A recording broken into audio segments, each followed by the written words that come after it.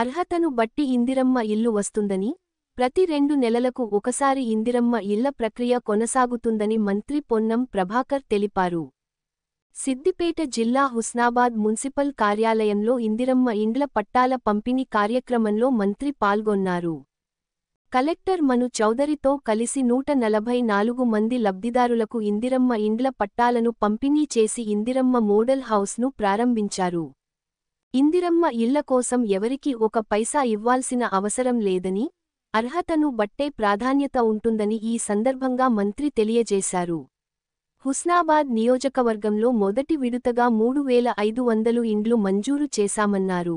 10 సంవత్సరాల తర్వాత ఇండ్లు వస్తున్నాయని ఎవరూ ఆందోళన పడవలసిన అవసరం లేదన్నారు. సన్న బియ్యం, 200 యూనిట్ల ఉచిత కరెంటు, ఇందిరమ్మ ఇండ్లు పేదలకు అందిస్తున్నామన్నారు. తనను కలవడానికి ఎలాంటి అపాయింట్మెంట్ అవసరం లేదని నేరుగా కలవవచ్చన్నారు.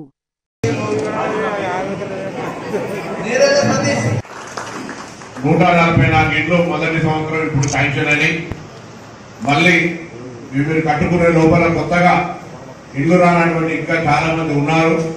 వాళ్ళకి మళ్ళా 2 నెలల మళ్ళీ 200 ఇండ్లు హుస్నాబాద్ పట్టణానికి జరుగుతుందని సందర్భంగా మనకి నేను ఒక మాట స్పష్టం చేయదలుచుకున్నా. ఈ 144 ఇళ్ల మంది ఇళ్ళు ఎవరైతే ఇచ్చినాయో పేదలకు మాత్రమే ప్రభుత్వంతో ఎంపిక కాబడ్డారు. మీరు ఎవరికి 1 రూపాయి నయా పైసా ఇవ్వడానికి వీలేదు. ఎవరైనా మధ్యలోనే నేనే పిలిచినా నేను ఇస్తా అనే అధికారైనా, మా వాళ్ళైనా, మీ వాళ్ళైనా, చుట్టాలైనా, బంధువులైనా ఎవరైనా దీనికి సంబంధించినటువంటి ఎక్కడ కూడా అవినీతికి అవకాశం లేదు. వాళ్ళకి ఇవ్వడానికి ఒప్పుకుంటలేదు, చర్చ జరుగుతూ ఉంది. ఈ విధంగా కార్యక్రమాలు జరుగుతూ ఉన్నాయి. దయచేసి నేను మళ్ళీ చెప్తా ఉన్నా, 10 ఏళ్లలో వాళ్ళు కట్టినాయి, శాంక్షన్ ఇచ్చినాయి 1400, అందులో కట్టినాయి 140. మేము ఏడాదికి హుస్నాబాద్ టౌన్ 200 తీసుకుంటున్నాం. మండలాల కట్టలే ప్రతి ఊరికి ఇందిరమ్మ ఇల్లు ఉంటుంది. గతంలో ఇందిరమ్మ ఇల్లు లేని ఊరు లేదు, హనుమంతుని గుడి లేని ఊరు లేదన్నట్టుగా మళ్ళీ 10 ఏళ్ళ ఇందిరమ్మ ఇల్లు ప్రతి ఊర్లో ప్రతి వార్డులో పండుగ లెక్క చేసుకొని కట్టుకునే కార్యక్రమాన్ని జరుగుతోంది. దయచేసి అందరూ కూడా ఈ అవకాశాన్ని వినియోగించుకోండి. వాటన్నిటిని పరిశీలిస్తాం. ఎలిజిబిలిటీ అంటే అర్హత అనేటువంటిది ప్రాధాన్యత. అర్హత ఉన్న మీ దృష్టికి ఎవరి అధికారుల దృష్టికి వచ్చినా, ప్రజాప్రతినిధుల దృష్టికి వచ్చినా, మీరు కూడా ఎక్కడ అర్హత ఉంది రాలేదు అంటే నేను ఎక్స్ట్రా కోడలను తీసుకొచ్చి ఇచ్చే ప్రయత్నం చేస్తా. కానీ ఎవరికి ఈర్చపడేటువంటి ప్రయత్నం వద్దు. అందరికి ఇచ్చేటువంటి బాధ్యత మాది. ఆ విధంగా ఇస్తామనే మాట పరిగెడుతూ మరొకసారి మీ అందరికీ హృదయపూర్వకంగా అభినందనలు, శుభాకాంక్షలు. మీ అందరూ కూడా మరి ఈ ప్రభుత్వాన్ని దీవించండి, ఇల్లు కట్టుకోండి, సన్న బియ్యం తీసుకోండి, ఉచితంగా మహిళలను ప్రయాణం చేయండి. అన్ని రకాలుగా సంతోషంగా ఉంచేటువంటి ప్రయత్నంలో కూడా మా ప్రభుత్వాన్ని కొంత ఆర్థికంగా ఇబ్బంది ఉన్నా మరి చేసే ప్రయత్నం చేస్తున్న మాట మనగేస్తాం. ఎవరికైనా అర్హత లేకుండా ఉంటే, ఎవరైనా ప్రైవేట్ చేసి లిస్టులో ఎక్కి ఉంటే కూడా అది క్యాన్సల్ అవుతుంది.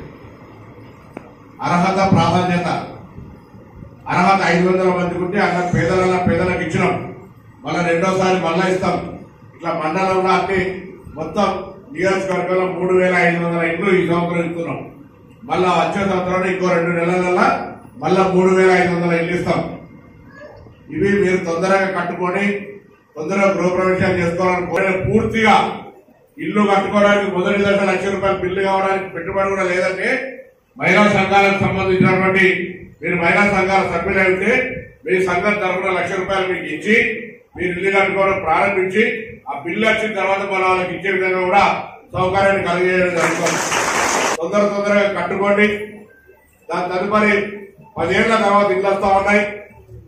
10 ఏళ్లు అందరికీ ఆ కోట శ్రీనివాసరావు సినిమా ఆహార పెళ్ళంటల చికెన్ మీద కట్టి అందరూ చికెన్ తిన్నారా బాగున్నదా అన్నట్టుగా నడిచింది పరిస్థితి.